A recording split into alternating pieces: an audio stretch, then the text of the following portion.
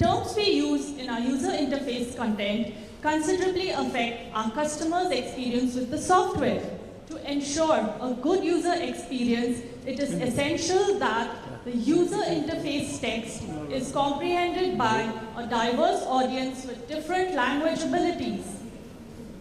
Today, writers are faced with the challenge of delivering user assistance to a diverse global audience that can include native and non-native English speakers who speak some form of hybrid English or are conversant with English only as a second language. As you can see here, interpretations can be different for different users from different geographies.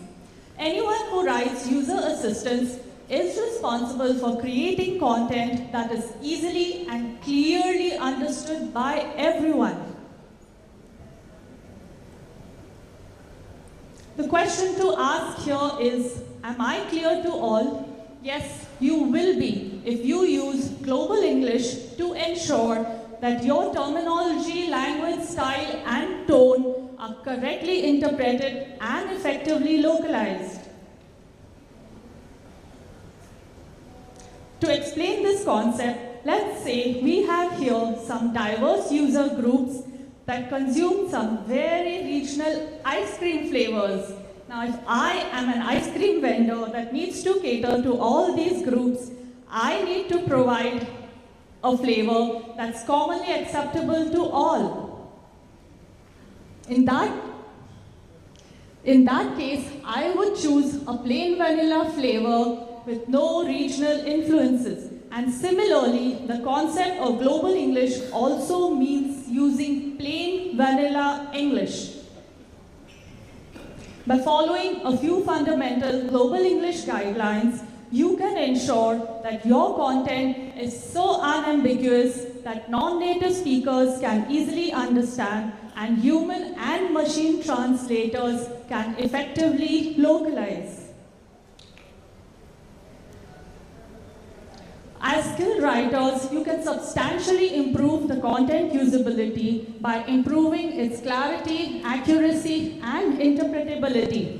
When your content is effectively interpreted by machine translators, then you can ensure higher quality at lower costs.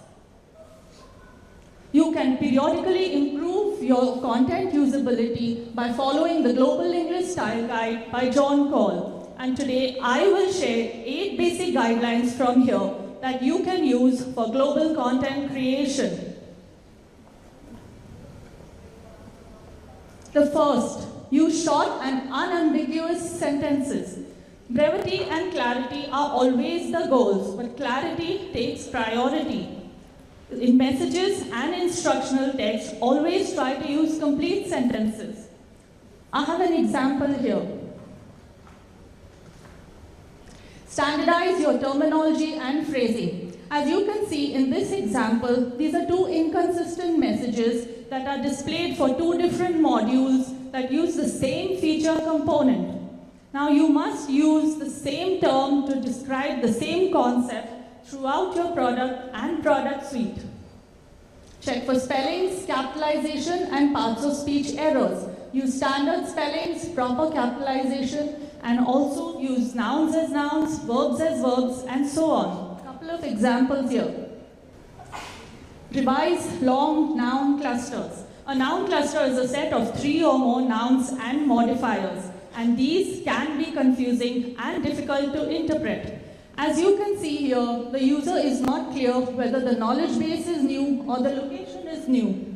Use that liberally. The word that is a syntactic cue that improves readability and eliminates ambiguities. Next, revise ed verbs that follow nouns. An ed past participle that is placed after a noun can cause misinterpretations. Here is an example. Also revise ing verbs that follow nouns. An ing verb placed after a noun can cause a message or an instructional text to become unclear. Another example. And last but not the least, don't use internal jargon, idiomatic phrases, colloquialisms, or culture-specific language. These can be unfamiliar to some users and also confusing to interpret. Here is an example. And here I have another example. If you use inclusive terminology, it conveys your respect for all people and also for diversity. And with this, I end my session. Thank you for participating. For more details and guidelines, you can refer to John Paul's The Global English Style Guide, which is also available at amazon.in.